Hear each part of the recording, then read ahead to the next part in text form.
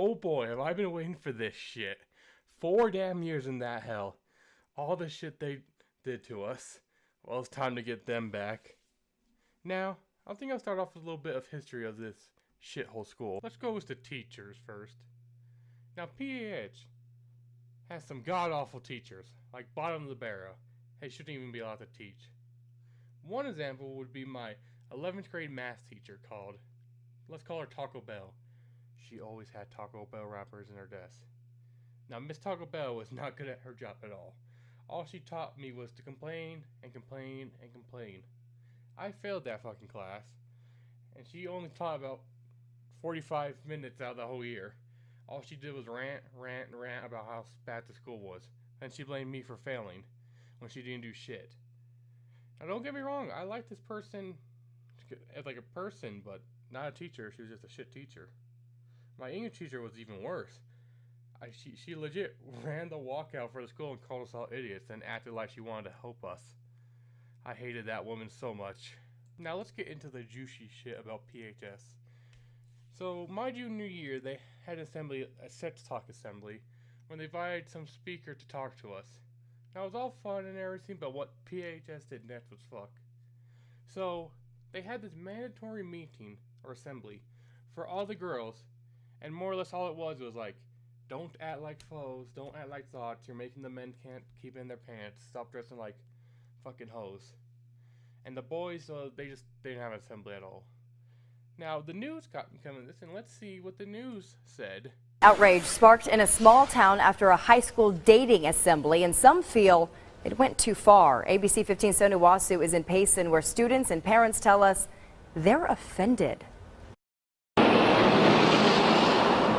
The heart of Arizona, home of the Longhorns. The local school district here now scrambling to explain themselves after a dating assembly hosted by national speaker Brad Henning. Hey girls, how do you know if a guy likes you or not? Bringing up relationship stuff, the things your kids might be too embarrassed to discuss with you. Just because somebody says I love you doesn't mean squat. Now some feel it's very serious. In a mandatory assembly for girls, students say they were warned women should make sure they don't dress or act provocatively. That unleashes a guy's God-given sexual urges. Alright, now let's see what the PH does to cover their ass about this shit. We called earlier. Yes. I'd like to talk to the superintendent. The school superintendent declined my request for an interview, but well, there you go. PHS does not care about their students, and they're trying to look good so they don't lose their funding. That's all they ever do. Now, you think that high school is bad, and you're wondering, oh, middle school must be fine. Yeah, no. So last year, my senior year, some girls decided to sex on Snapchat and send it to the whole school and start a big group that transferred over to the high school. So yeah, and there is no sex talk raising in the middle school where they need it the most. In another school controversy, and this one could harm the futures of those involved. Payson police say a number of boys attending Rim County Middle School in Payson obtained explicit pictures of female classmates, then shared and traded them around school using the app Snapchat. By law, they could be charged with felonies. At this point, police only saying they hope this leads to meaningful conversations between parents and their kids, talking about the long-term consequences that can happen in cases like this. So yeah, 2 years in a row, sex scandals. Good job, PCS. Good track record. Complete trash. Now what made me so fucking angry at PHS, we had this sophomore kid, he's a sophomore now, made a little reaction / critique video on one of the PHS Studio morning announcements. And what PHS does to this kid, who spent a lot of time and effort making this nice quality video, well, I think he describes it best. Take it away. Making the content that I've been making is not as fun as it used to be. It kind of got ruined for me in a really big way.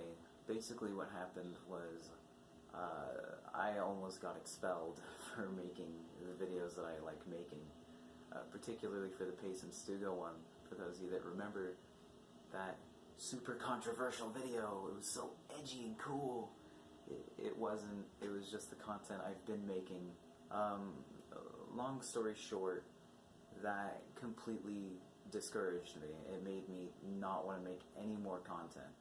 They were threatening to expel me, they were threatening to suspend me, they were threatening to like sue me, like shit like that, even though legally nothing wrong happened. So in the end, that led me to a very easy decision. A new channel! Wow! Confetti! Fucking PHS. Draining the creativity out of your kids, ruin their lives, and suing a kid over a little fucking YouTube video. They're a bunch of cucks. That's all they are. Yeah, go to hell.